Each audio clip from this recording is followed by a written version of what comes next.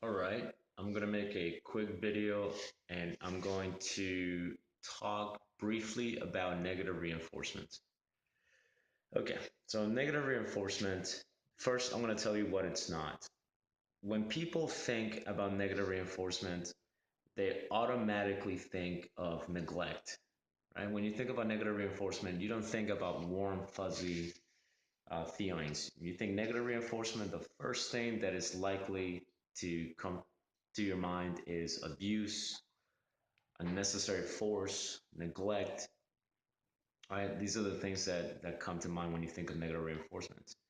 And it's true, negative reinforcement can certainly be neglect, it can certainly be abuse, it can certainly be excessive, drastic, extreme, but it doesn't have to be drastic or extreme. Negative reinforcement can actually be quite gentle and quite simple, and I'll explain that in a second.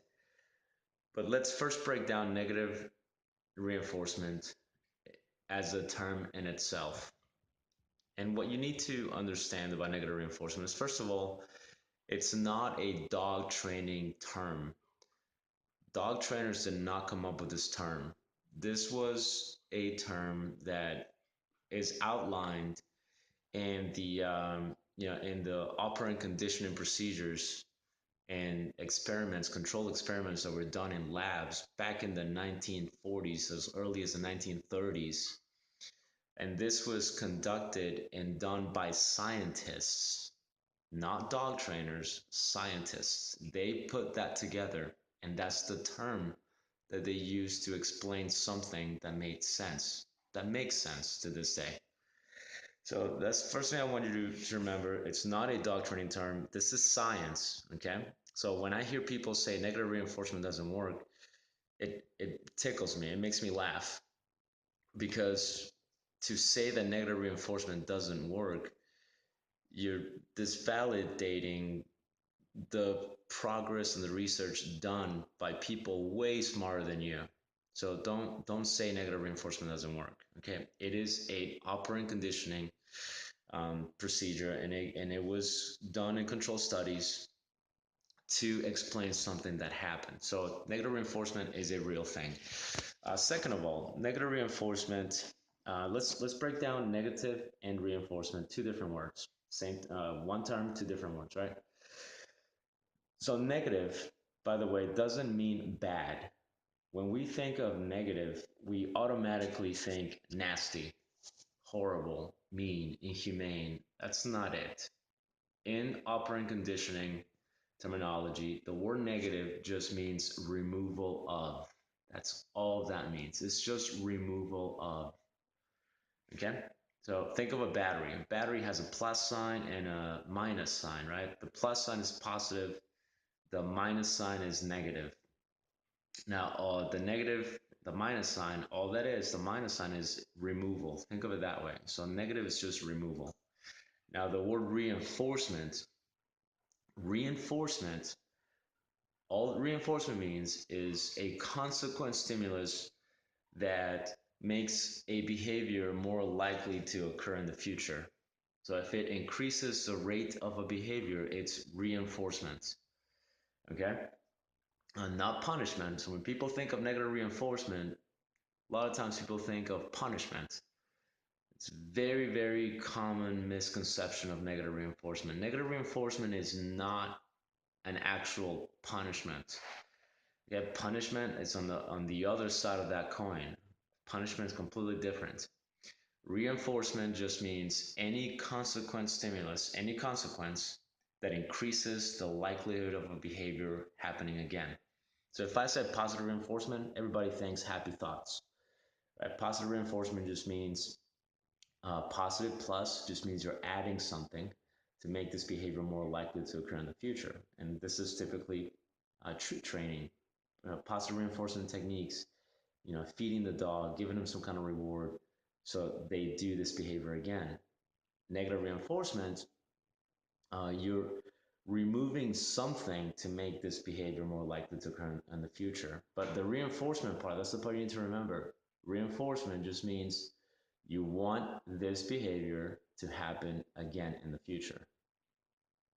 So negative reinforcement just means something that gets removed, and this is usually some sort of pressure that gets removed to make a behavior more likely to occur in the future. So for an example, I'll give you a human example first.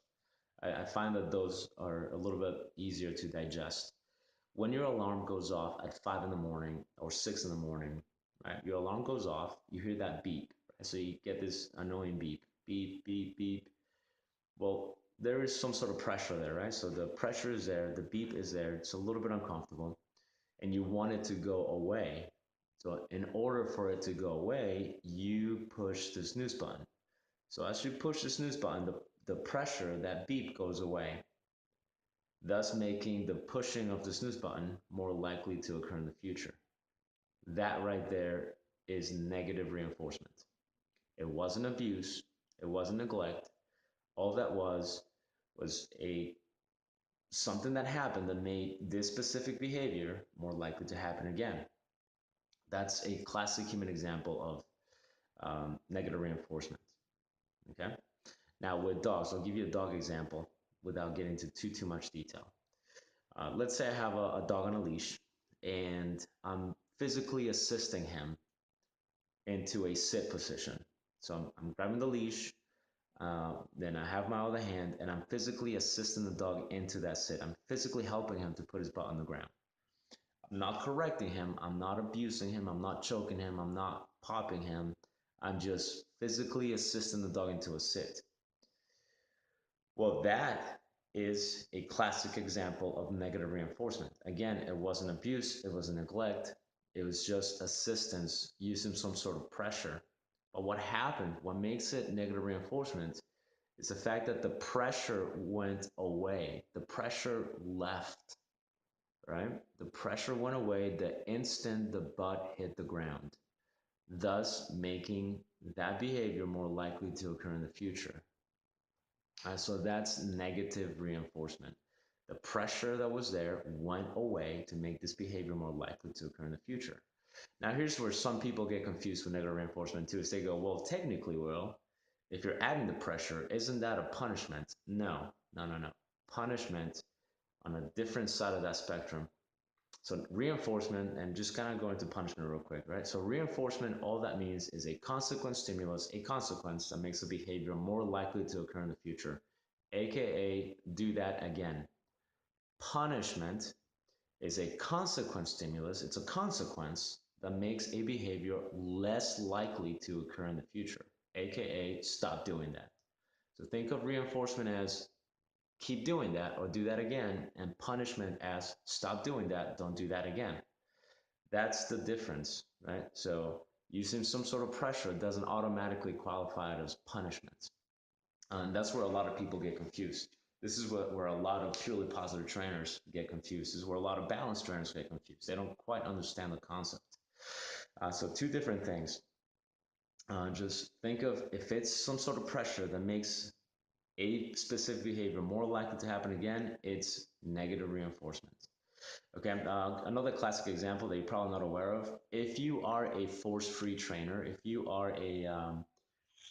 a purely positive trainer, there's a good chance that you use gentle leaders or no-pull harnesses. Well, I've got news for you. That tool, those specific tools are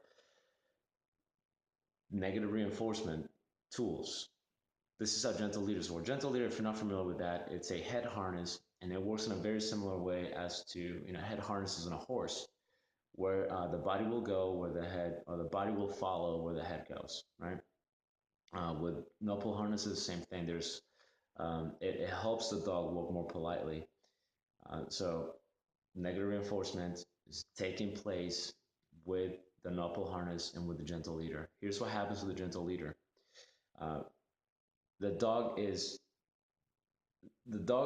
very likely to walk more politely because that pressure, right, on the gentle leader, on that gentle leader, on that head harness, it goes away when the dog is with me. It goes away when I go in that direction. The dog follows me in that direction. That's how the gentle leader works. There is some sort of pressure there that helps this dog walk more politely. And that is negative reinforcement because that pressure goes away when the dog is walking politely. Okay. So that is negative reinforcement. If you use a gentle leader, you've used negative reinforcement. But again, the message I want to get across is when you think of negative reinforcement, don't think of this nasty thing. Okay. Negative doesn't mean nasty. Negative just means you're taking away. Reinforcement just means it's more likely to occur in the future. That's all that means.